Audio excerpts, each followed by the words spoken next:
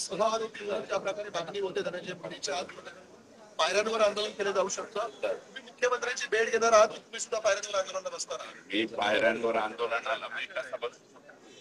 सत्ताधारी पक्षाचा आहे आणि मला माझ्या मुख्यमंत्र्यांबद्दल विश्वास आहे. मला पायऱ्यावर आणि इकडे तिकडे बसण्याची काय गरज? मी डायरेक्ट मुख्यमंत्र्यांकडे जाईल आणि मुख्यमंत्री सकारात्मक आहेत ना.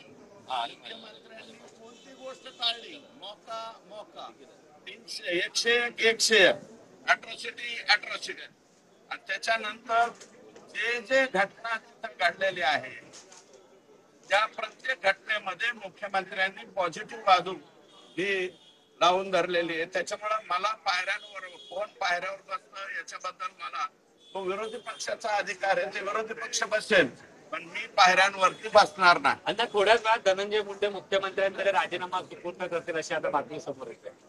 तुमच्या तोंडात एक होतं साखर पडो, लवकरात लवकर त्यांचा राजीनामा हो, कारण हे सगळं त्यांच्या आधारानं झालेलं आहे. हे कोणाचाही नाही. हमारे पीछे आका आहे आणि आकापेक्षा एक मोठा आका आहे. ही जी गुर्मी ह्या लोकांच्या मनामध्ये होती त्याच्यामुळे हे झालंय. म्हणून जर अर्ध्या तासामध्ये त्यांचा राजीनाम्याचं कांडकं पडलं तर एक पोतं मी कोणत्या तरी कारखान्यावरून मागून घेऊन तुमच्या तोंडामध्ये टाकतो. पंकजा मुंडे या संपूर्ण प्रकरणावर बोलत नाहीये. त्यांना प्रश्न विचारला ते सांगतात. माझी मीडियाला विनम्र विनंती आहे की आमच्या पंकजाताईंना पर्यावरण विभागाची जबाबदारी राज्य सरकारने दिली. संपूर्ण देशामध्ये सुद्धा त्यांना पर्यावरणाचं बघावं लागतं. पूर्ण जगामध्ये पर्यावरणाचं त्यांना पाहावं लागतं.